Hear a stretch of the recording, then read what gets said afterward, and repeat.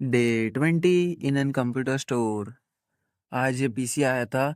इसमें डिस्प्ले नहीं आ रहा था, तो ग्राफिक कार्ड निकाल के एक बार साफ किया तो हो गया था चालू। उसमें कार्बन आ गया था ग्राफिक कार्ड में। बाकी कस्टमर पीसी यूज़ करते हैं तो पीसी पे बहुत ज़्यादा लोड आ रहा था। अपडेट के बाद वो हैंग होने लग गया था बहुत। तो एक बार क्लीन फॉर्मेट कर दिया वापस विंडोज़ वगैरह री इंस्टॉल करके। और इनकी 16 GB रैम पूरी यूज़ हो रही थी। स्ट्रीमिंग करते थे तो 16 GB और बढ़ा दी, 32 GB टोटल।